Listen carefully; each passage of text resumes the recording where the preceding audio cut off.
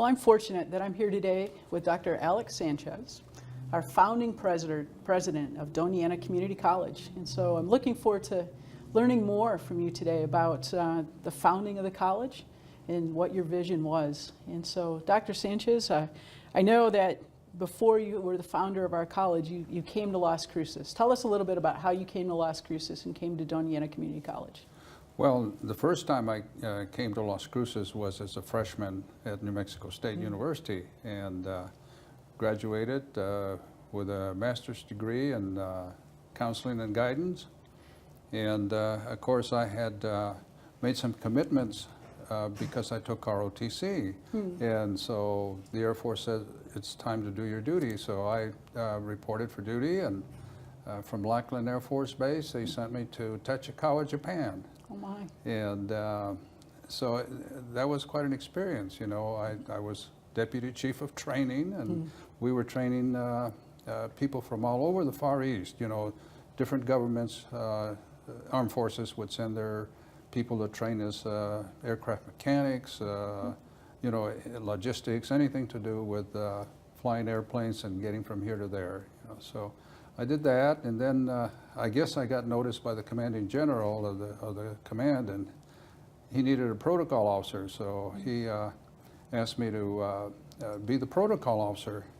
Well, for a farm boy from Tomé, I didn't know what a protocol was, you know, but I guess I had good manners, you know, so he appointed me as a protocol officer, and it was a wonderful experience. I got to meet U.S. senators coming through, and of course, foreign generals, you know, coming in, and had some liaison work with the Japanese self-defense forces, you know. So it was a great experience, you know.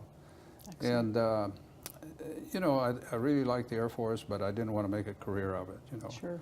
And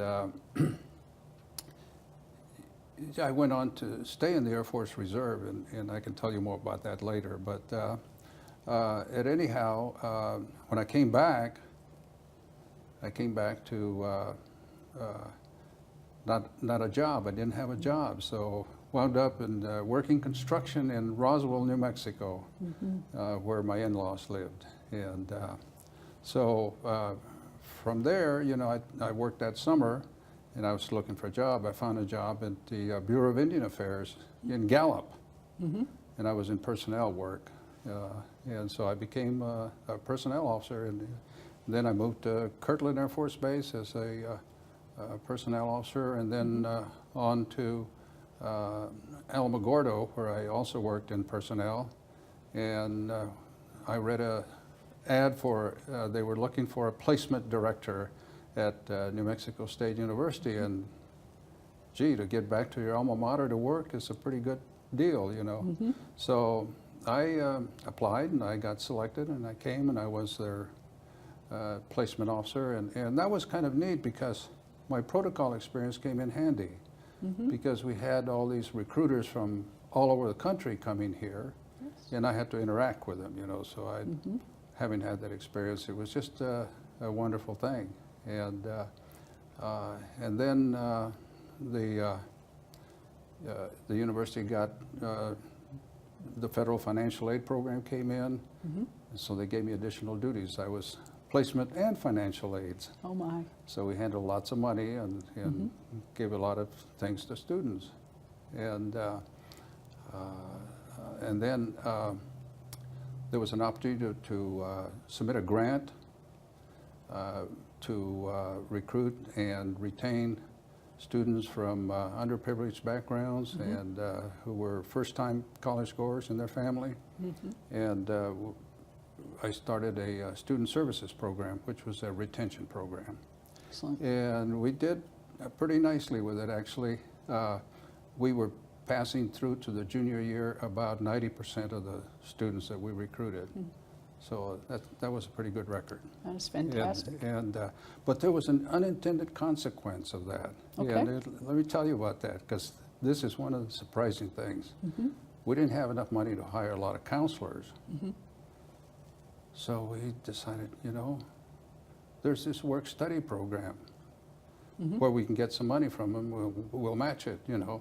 So I recruited, I don't know, probably a dozen or maybe a few more upperclassmen, and I tried to match sort of their own background, you know, that maybe they came from a not a privileged background or a very small rural community and so forth. And so they would act as tutors, you know, make sure that they registered for the right courses and that they, you know, attended class and so forth. And they would meet with them at least once a week. And then on Friday, we had what I called a coffee and tea hour, you know, and so my wife would bake biscochitos, and those are New Mexico cookies, by the way. Yes, I love them. And we would have a bunch of cookies out there, you know, biscochitos out there, and students could drop by anytime, you know, and have a cup of coffee and eat a biscochito, and I'd sit there and talk with them, you know, and all that sort of stuff. So it was, you know, I think that was part of the success. But with the upperclassmen, the unintended consequence was that those students got so enthused about education that a whole number of them were going on to graduate school. Oh, neat. And that to me was a just wonderful thing. Well, that's it's a wonderful story, because Dr. Sanchez, you were way ahead of your time, because you understood how to retain students, where now, you know, there's big movements on retention, and you discovered the very thing that I think many of us have discovered today, the importance of that relationship with students. It's about relationships. It very much is. Absolutely. Well, certainly, I mean, there's a lot in your experience, you know, in terms of bringing you to the university, but you were the founder of a college. So where did your vision for the start of Doñana Community College come from? What sparked that interest for you? Well, when I was doing the special student services, I knew a lot of people on campus, and one day I got a call from Lowry Davis, who was the much beloved Dean of Continuing Education. And he said, you know, I've noticed that you've been doing a lot of good work throughout the years and so forth. He said, we're starting this new campus. And he said, would you like to head it up? You know? So that's how I got started at Doñana. Very cool. And you know, we didn't know what kinds of programs. You know, as a matter of fact, I asked Lowry, I said, Dean, I said, what kind of programs did you have in mind? And he says, hey kid, that's why we're going to pay you the big bucks. Absolutely. So then how did you discover that? Because you didn't get a lot of direction. Well, there was some groundwork that had been done. You know, I mean, there had been a couple of feasibility studies in the early 60s, you know, and this was 1971 when Lowry approached me, you know. And so I looked at those feasibility studies, and a lot of the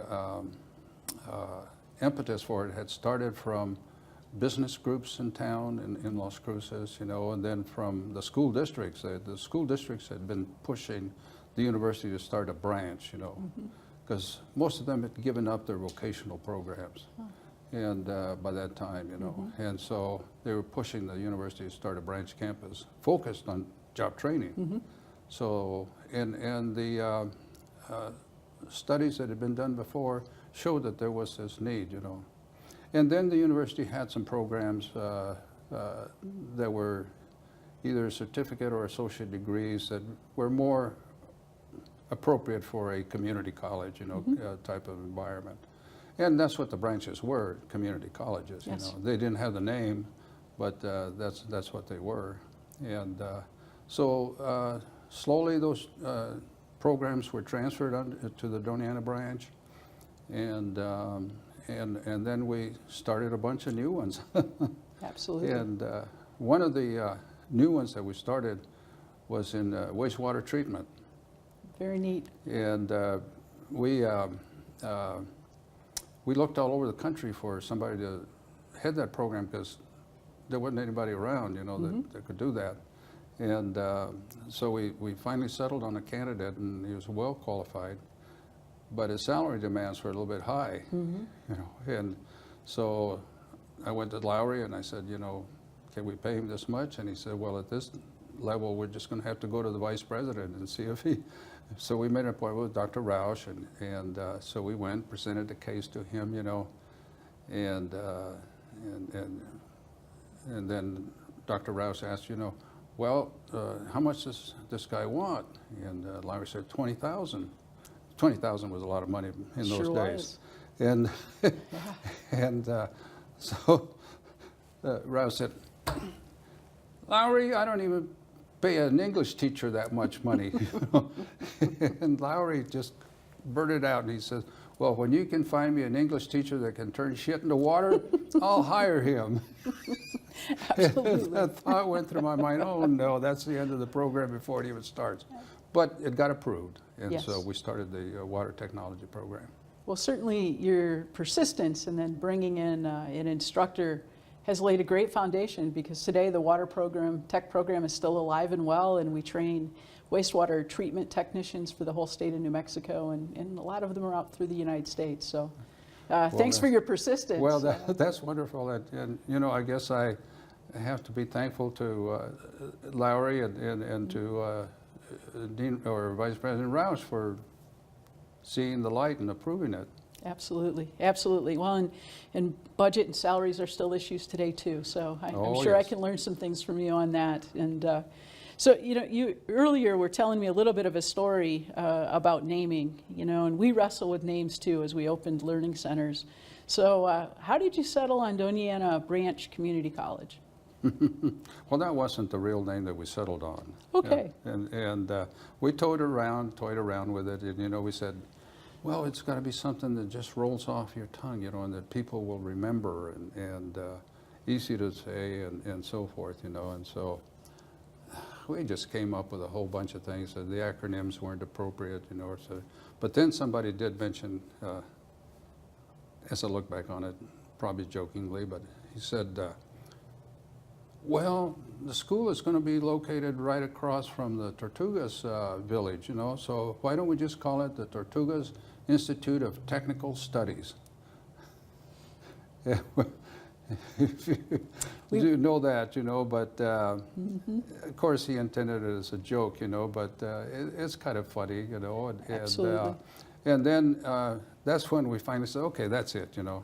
We're going to call it the Doña Ana County Occupational Education Branch. DACC. Doesn't that just roll off your tongue? DACC works, absolutely. I at least that one I will say versus the Tortugas Yes. acronym, Yeah, absolutely.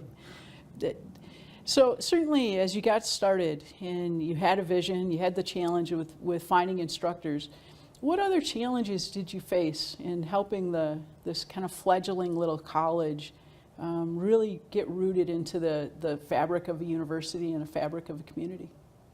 Well, there were a lot of challenges at the beginning, just as you probably now face challenges, you know. Of course, money was always an issue, you know.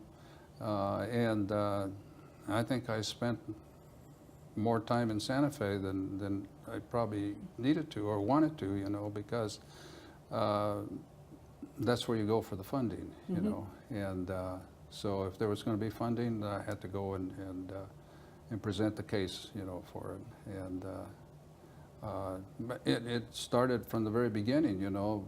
I wrote the feasibility study that we took to the Board of Educational Finance, and because that was the board that coordinated higher education in those days, and they approved programs and budgets, you know. So I had to convince them, and then once that got approved, of course, it had been approved by the regions, you know, and all of that. But then once the BEF approved it, then it had to go to the legislature. And so I spent a lot of time.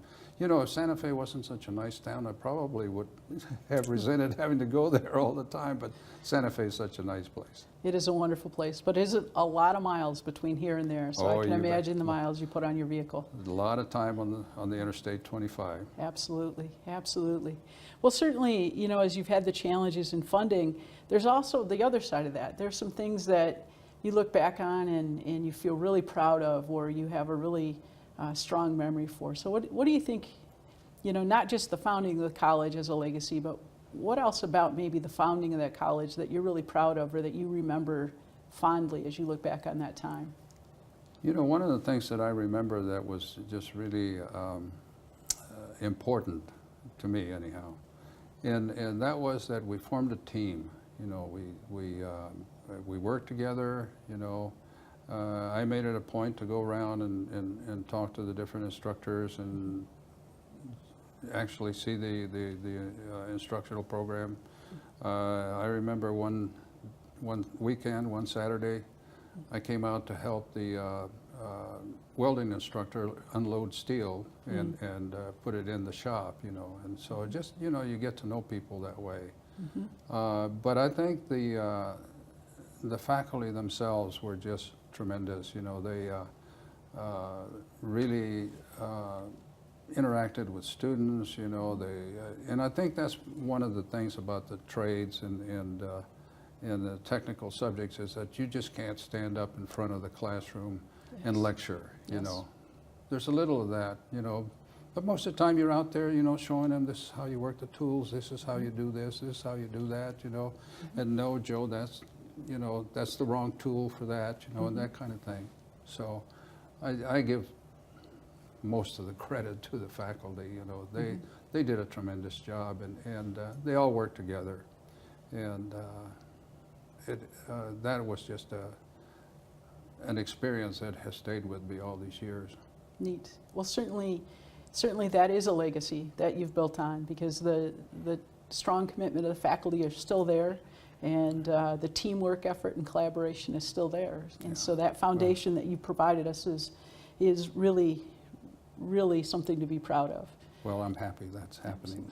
And of course, along the way, we all have things that we look back on and think about, wow, maybe I should have done that differently. So you have anything you look back on and you think, wow, I could have done that differently, or maybe something that you wanted to do that you just couldn't accomplish because of funding or other reasons? You know, I'm sure there were a lot of hiccups along the road. Money was always, like I say, a problem, you know, and I wish there had been a better way or somebody else to do that, you know, to go out and get the funds, but and let me run the college, you know, but that's not the way things work. I think one of the disappointments was we looked around for, you know, programs that had potential, and one of the things that came to light was the fact that fire training for firemen, you know, was important and needed. You know, some of the fire departments so I went around and talked to some of the fire departments, and they said, yeah, that would be great, you know. And so we put together a proposal. I even hired a guy that was a specialist in fire training academies and helped us write the proposal. And so we had it all, you know, ready. We got it through the Board of Educational Finance, and so I went to the legislature, and I had to go before a hearing at the funding committee. And one of the legislators asked me a question, and he said, Dr. Sanchez, he says, why couldn't this academy be placed in Las Vegas, New Mexico? You know? Well, you know, I answered the question, but the nature of the question, the thought went through my mind, I don't think it's going to make it. So it didn't fly. But it was a wonderful proposal. It was a great idea. But that was a disappointment. Absolutely. The good news is it eventually did happen. And so, again, the legacy and the vision that you left allowed us to develop a fire science program several years. So Good. Many appreciate the ideas that you left to the presidents who followed you. Yeah. Well, I had left a feasibility study here, so maybe somebody took a look at it. They must have. So it's a positive thing. You know, and certainly as a president, you know, and you alluded to this in an answer earlier, you know, it's the team and it's the people. But are there some people that you remember in particular very fondly that you reminisce about that you might want to share? People whose memories are very important to you. Oh, well, you know, after 43 years and many thousands of people you've met and worked with over the years, you know, that's sometimes hard to remember, but I remember everybody just being very, very kind and cooperative and really concentrating on their job. But one of the persons that was very helpful at the beginning, in the second year we hired Wade Fredrickson from Santa Fe. He was with the education department up there, and he was their specialist in vocational education. So we hired him, and he came down, and so he was so helpful in starting the vocational programs, you know, and things like building trades and welding, and you know, he knew all about that. So it took a load off my back. Absolutely. And and there were a number of other instructors. I'm trying to bring some of them up in my mind, you know, but I think that what's his name, Doug Roby, is he? Yeah, and I think he's still around. He is still around. Yeah. So I'm sure there are many, many others, and I just can't bring them up just like that. You know? Absolutely, absolutely. Well, certainly, you know, in your time that you've visited with us, you've had an opportunity to tour a little bit. You've stayed in touch with the college over 40 years. So based on your vision and kind of where you see the college today, how do you feel? Wow, I'm amazed, you know. I think, I don't know if I envisioned exactly what you're doing, because that's very, it would have been very ambitious of us to think of all the things that you're doing now, you know. And of course things change, you know, technology changes and so forth. But I think that the college is doing some tremendous things, and they're being innovative. They're looking to the future rather than the past. And I think that's kind of what education ought to be. It's not just about the past. Yeah, you keep what's good from the past, but you look what's coming down the road, you know, what should we do next, you know, so where are the jobs going to be, and, you know, that kind of thing. So I think that in that respect, I think the college is doing a tremendous job. I'm in awe as to some of the things that you're doing. Neat. Well, I have to say I'm in awe that you had the vision and you figured out so many things that weren't in place, that you've put in place and that have continued, and that has allowed us to build on that legacy. So as we kind of wrap up our time, are there other things that you might want to share with us that, as you think about your time as the first president at the branch?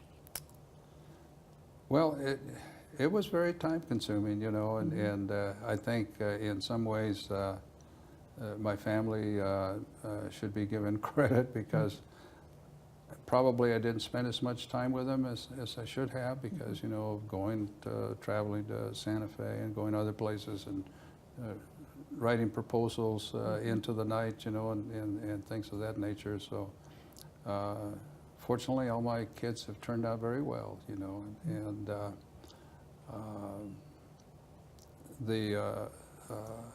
well, let's see, what else can I'm trying to think of something else, and you know, but I think that, let me state this, you know, I think that one of the things that was very helpful to me is the learning that I did, the lessons that I learned here in starting up the Doña Community College really launched my career in thinking of higher education and community colleges in particular. And so, and I've gone on to have a very successful career in these areas. I was president of 2 community colleges. I was vice president at the University of New Mexico when we started 2 branch campuses, and I did that, you know, and then I went to California as president of the community college there, and came back to New Mexico to Albuquerque TVI, which is now known as Central New Mexico Community College. And but then I had a real wonderful opportunity to go to the state of Oregon at Oregon State University, where I was a professor in a doctoral program in community college administration. Oh, how neat. And the neat thing about that was that one of the stories that I told the students, you know, was my experiences in founding the Doña Community College, and how important it is, you know, how you treat people, how you go about doing things, and so forth, and the management by walking around Yes. theory, you know, Yes. and then, you know, handling budgets and funding and lobbying and all those kind. I could talk about those from not from a textbook, but personal experiences, Yes. and I could tell them about the scars that I had. So I think that was my icing on the cake, you know, from my career. And a couple years ago, I retired from that position. Neat. You know, earlier, Dr. Sanchez, you were sharing with me another challenge that you faced, and it was around nursing. So tell me a little more about that challenge in nursing, because I've had my own. Oh yes, yeah. Well, nurses are very particular, as you know, you know, and that's a good thing, you know. But we had the associate degree in nursing that was transferred over from the university. And then we added on a licensed practical nurse, which was a one-year certificate program, because there was a need for immediate, you know, hiring, and they could get jobs, you know. So we did that, and then what we did is blended the two programs, the associate degree and the LPN, the licensed practical nurse. And what that resulted in was that the associate degree then would have the clinical part in the first year, you know, and then the more theoretical part in the second year, which was exactly opposite to the way it was being done in the traditional programs, you know. So when we went to the National League of Nursing for accreditation, and our students, by the way, were doing very well, you know, but when we went to the National League of Nursing for the accreditation, they said, no, this program is not what our normal program is. You know, this is, they're supposed to have the theory first and then go for clinical rotations. So we said, but it's working, you know, it's doing fine, you know. They said, no. So we kept after that, you know, and you know what, they finally agreed to it. You know, it took us many years, but we did succeed, so I'm glad. And there's several other programs around the country, I understand, that are similar to it. And the beauty is it's some of the students, a one-year certificate is enough for them to get a job, you know, in a variety of settings, you know, where they need the nursing skills, but they don't need all that more advanced classroom work, you know. So they can go out and get jobs, you know, and that's, some people, that's what they want, you know, they want that job, you know. And then those that want to go into more supervisory nursing can go into the associate degree or the Bachelor of Science, you know. So to me, it made a lot of sense. Absolutely. To the National Board of League Nursing, it didn't make sense at first, but we finally were able to convince them. Absolutely. Well, the persistence there is a good thing, because as you said, sometimes nurses, they have a one way to do it, and they want it done a particular way. Oh, yeah. But the success was in the results, and the graduates passed the test and they got jobs. So Yeah. thank you for that. You know, Dr. Sanchez, as you talked about the founding, you certainly talked a lot about the funding being a challenge. Well, what about the space to deliver instruction, and how did we end up here in this footprint? Well, we had almost nothing to begin with. As a matter of fact, it was nothing. Larry Davis one time said about our spaces, he said, the Doniana branch doesn't have a pot to pee in or a window to throw it out of. He was from Appalachia, by the way, and he had this delightful sense of humor. And it was always fun to be around. But he was serious, you know, but I mean, there's a way to do that, and he had a way with it, you know. But at any rate, you know, they gave us a space for the administration in an old house that was set on the corner of University and Espina.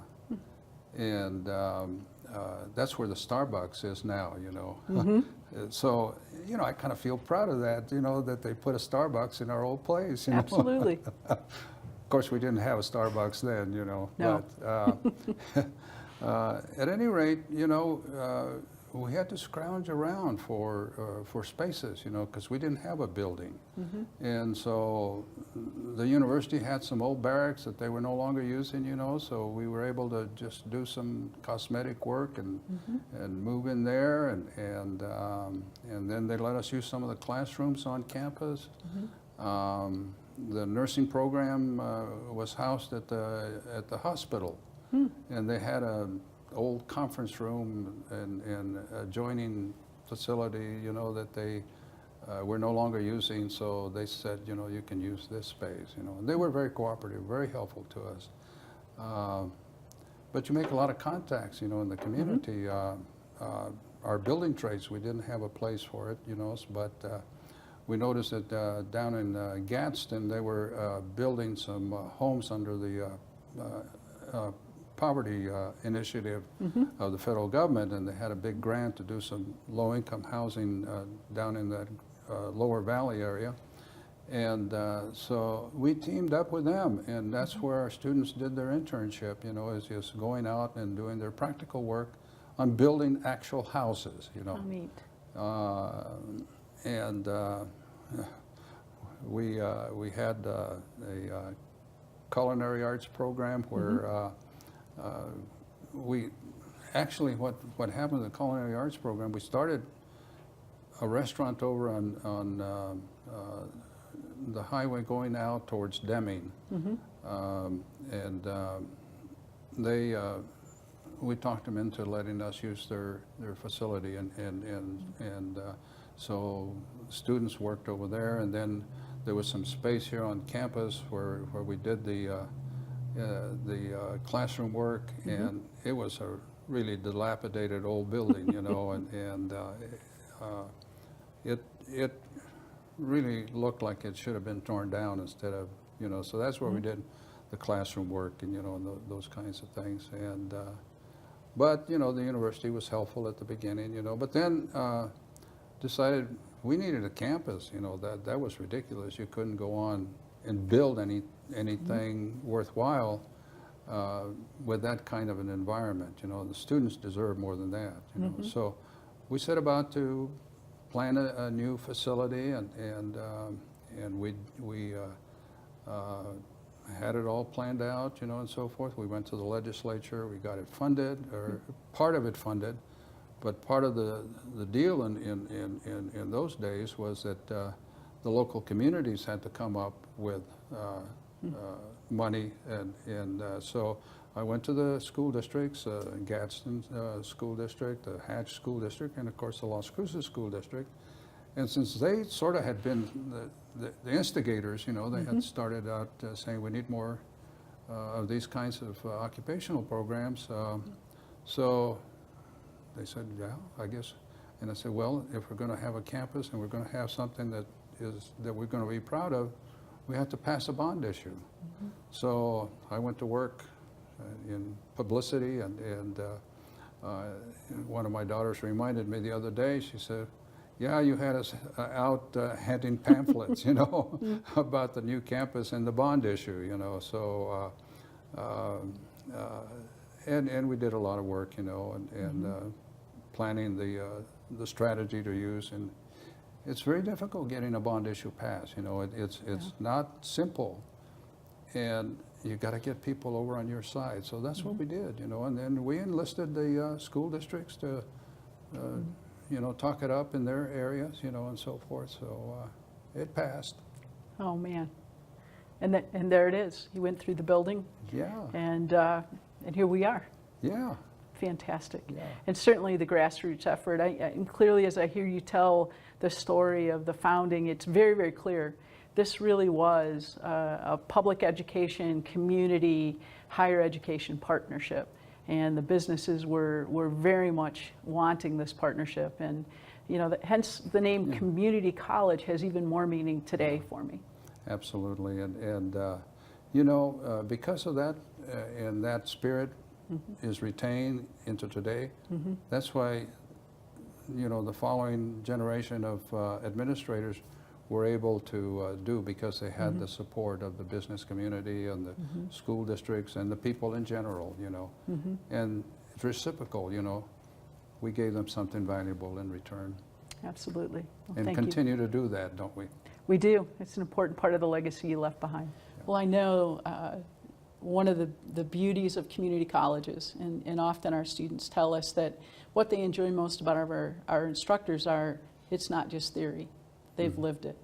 Yeah. They work on that profession, or they have worked in the profession. So, you know, even though today we've talked quite a bit about your legacy in starting the branch, you have quite a legacy, because you think of a ton of people whose lives you've positively impacted, not only from starting the branch, but the doctoral students that you've mentored along the way and helped them achieve their goals. So, well, one I'm of the grateful. things that I should have mentioned to you is that some of my graduates from several years ago have now become college presidents of community colleges and vice presidents, and so hopefully they will pass on that, that knowledge and not only knowledge, but just that feeling of what community colleges are really all about. Absolutely.